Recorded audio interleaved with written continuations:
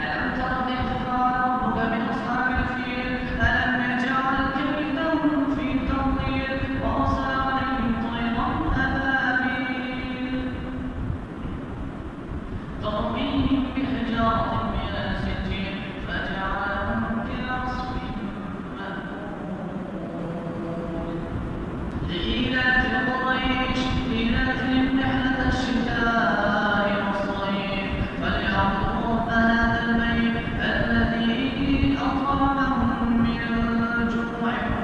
وآمنهم من خوف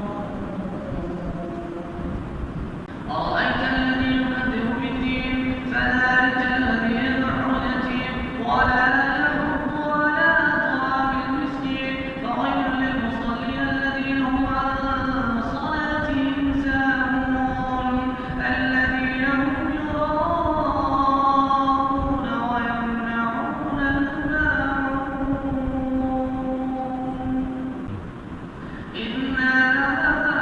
أعطيناك الكوثر فصل لربك وانحر إن شانئك هو الأبتر قل يا أيها الكافرون لا أعبد ما تعبدون ولا أنتم عابدون ما أعبد ولا أنا عابد ما عبدتم ولا أنتم عابدون ما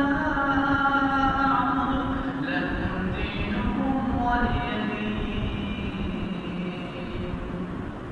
إذا جاء نصر الله والفتح ورأيت الناس يدخلون في دين الله أفواجا فسبح بحمد ربك واستغفره إنه كان توابا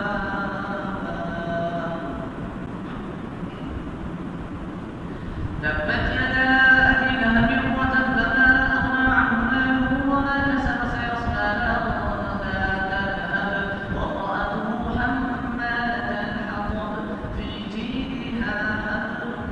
من مسد قل هو الله أحد الله الصمد لم يلد ولم يولد ولم يكن له كفوا أحد قل أعوذ برب الفلق من شر ما خلق ومن شر غاسق إذا وقب ومن شر النفاثات في العقد ومن شر حاسد إذا حسد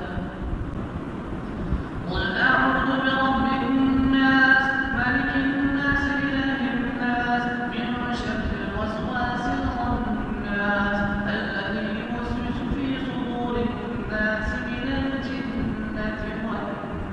والناس الله أكبر السلام عليكم ورحمة الله السلام عليكم ورحمة الله